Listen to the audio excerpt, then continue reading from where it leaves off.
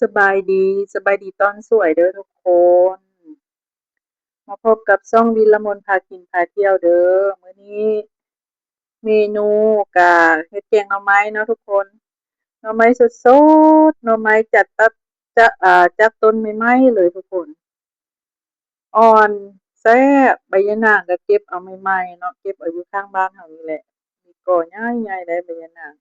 ก็บ่ได้ไปถ่ายตอนเก็บให้เบิ่งเนาะงามเขียวงามแท้ๆใบยะนางเฮือนข้อยทุกคนเอ้ย หน่อไม้ก็ได้หลายเมื่อวานนี้ไปเอาอยู่สวนลุงเนาะอยู่สวนพ่อลุงอ่อนเขาก็สิมาแกงใส่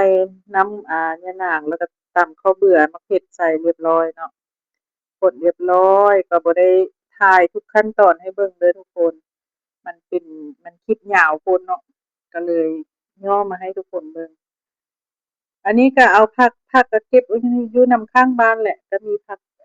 คะเนาะแล้วก็สิมีผักกั้นตง ก็มีผักเสี้ยวที่ว่าเพิ่นเอามาใส่เนาะแล้วก็มีผักหวานบ้านเต็มหม้อเลยทุกคนมื้อวานนี้น่ะต้มตั้ง2หม้อพู้นน่ะหม้อหนึ่งหั้นข้อยเฮ็ดแบบจักๆแบบซอยย่อยๆน้อยๆหั้นนะข้อยสิเอาไว้เฮ็ดคั่วหรือว่าเฮ็ดอ้อหรือว่าเฮ็ดอันน่ะหมกกินเนาะแต่ว่าหม้อหนึ่งข้อยก็มาแกงป๊าได้หลายว่าทุกคนเอ้ยมาเด้อกินนำกันเด้อทุกคนเอ้ยแกงใหม่ๆร้อนๆกำลังได้ที่เลย แซ่บอีหลีแกงใหม่ๆน่ะหน่อไม้สดๆหน่อไม้บ้านเฮาเนาะก็สิมีหน่ออันน่ะไผ่กิมซุงแล้วก็หน่อสร้างไผ่เด้อทุกคนหวานๆแล้วเรียบร้อยมากินน้ำกันสบายดีเด้อทุกคนมากินน้ำกันอาหารสวยมื้อนี้ก็แกงหน่อไม้แล้วก็มีต้มไข่3หน่วยแล้วก็มีต้มอกไก่เนาะเฮาสิกินแต่แกงหน่อไม้บ่ได้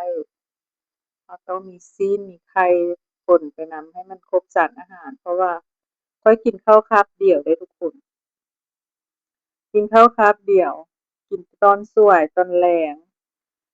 ตอนเช้าก็จะบ่กินเนาะตอนเช้าหั้นค่อยสิกินเป็นกาแฟแล้วก็อันน่ะไข่ต้มเนาะไข่ต้มหรือว่ากินมังกรจะมีไข่ต้มแล้วก็มีมากไม้อะโวคาโดสิกินไปจั่งซี้เนาะ แล้วตอนสวยนี่ค่อยสิกินเต็มที่ทุกคนค่อยสิกินเอาหลายหน่อยหนึ่งกินเอาหลายเพื่อว่าตอนแลงมาเราสิบ่ได้ยากหั้นน่ะเนาะมื้อนี้ข้าวกล่องข้อยก็หมดเนาะตอนแลงหน่อยหนึ่งแล้วค่อยสิออกไปซื้อข้าวกล่องเพราะว่ามื้อนี้กินข้าวขาวเนาะเพราะว่าข้อยยังลดน้ำหนักอยู่เนาะข้อยก็ต้องซื้อข้าวกล่องมากินข้อยยังออกกำลังกายทุกมื้อเนาะอาหารการกินข้อยก็ยังควบคุมอยู่ข้อยจะบ่กินแป้งบ่กินเส้นเทื่อ แล้วก็ของหมั่นของทอดข้อยก็ยังบ่ทันได้กินเนาะเพราะว่าข้อยเฮ็ดมานี่ได้2 เดือนปลายแล้วข้อยก็ต้องพยายามเฮ็ดไปเรื่อยๆให้น้ำหนักลงให้ไขมันลงเนาะเพราะว่าข้อยไปกวดสุขภาพแล้วมัน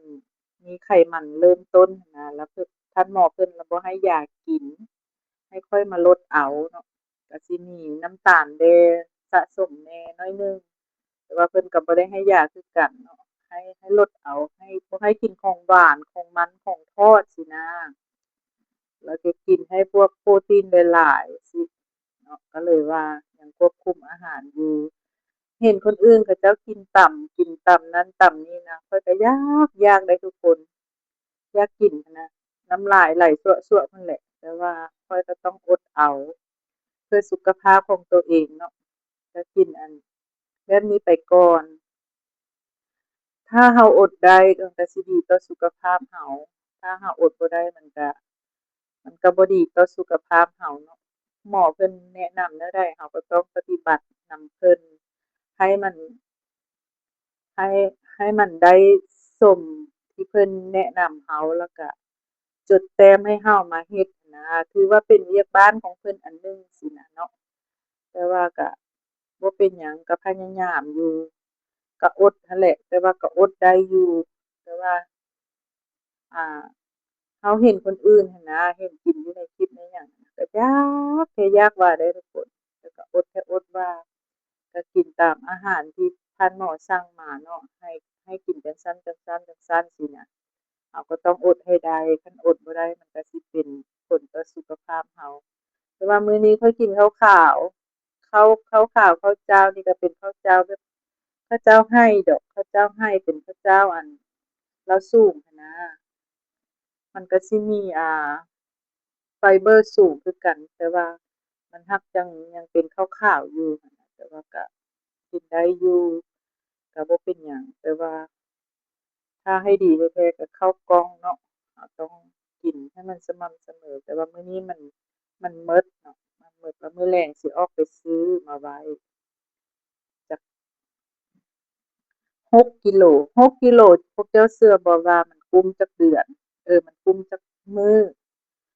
ก็บางเทื่อก็ฮอดเดือนพู้นได้6 กิโลหั้นน่ะฮอดเดือนปลายก็มีได้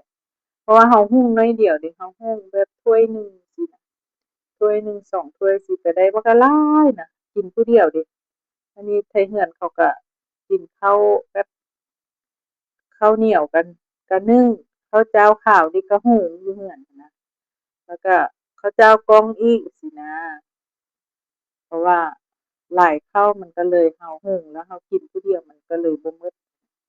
ก็ได้ตักใส่ตู้เย็นไว้แล้วก็เอาไว้กินมื้อหน้าเอามาอุ่นกินสิเพราะว่าเรากินคนเดียวเดะลูกๆหรือว่าครอบครัวเขาเจ้าก็กินเป็นข้าวเหนียวหรือว่าข้าวเจ้าขาวแบบนี้แหละแต่ว่าส่วนข้อยหั้นกินข้าวกล้องเนาะข้อยกินข้าวกล้องคนเดียวแซ่บๆทุกคนมากินนำกันเด้อมากินข้าวนำกันเด้อข้อยกินคนเดียวเด้อหม้อบักใหญ่หนึ่งกินฮอดมื้อแลงยังบ่หมด หม้อหน่อไม้นะทุกคนแกงให้แกงว่ายังอันอันต้มไว้หั้นก็ยังเป็นหม้อพู้นน่ะทุกคนต้มเป็นอันค่อยเฮ็ดจักๆน้อยๆหั้นนะเริ่มเฮาซอยน้อยๆน้อยๆเฮาเอาไว้เฮ็ดอ้อบ่เฮ็ดแกงบ่เฮ็ดอ้อบ่เฮ็ดหมกบ่ซี้นะเฮ็ดซุปบ่ซี้นะเป็นหม้อพู้นน่ะค่อยเอาต้มแล้วก็เอาใส่ตู้เย็นแพ็กดีๆแล้วเอาใส่ตู้เย็นไว้เนาะเพราะว่ามันหลายเดะหน่อไม้คันเฮาบ่ต้มมันก็แข็งเนาะเราก็ต้องต้มไว้มื้อหน้าเราก็เอามาเฮ็ดกินเนาะขอบใจทุกคนเด้อที่รับชมและให้กำลังใจเนาะวีรมนก็ค่อยเฮ็ดค่อยอันนั้นไปเรื่อยๆนี่แหละเพราะว่าการเฮ็ดคลิปของข้อยก็บ่ทันเก่งเนาะก็ขอโทษขออภัยกินแบบมุมมามบ่หรือว่ากินแบบบ่สุภาพสินะก็ขอโทษขออภัยนำทุกคนเด้อ ข้อยก็นิสัยก็ง่ายๆเนาะเป็นคนง่ายๆแบบเรียบง่ายหั้นนะบ่หรูหราแล้วก็บ่เวอร์วังอลังการหยังเนาะไปก่อนเด้อทุกคนบ๊ายบาย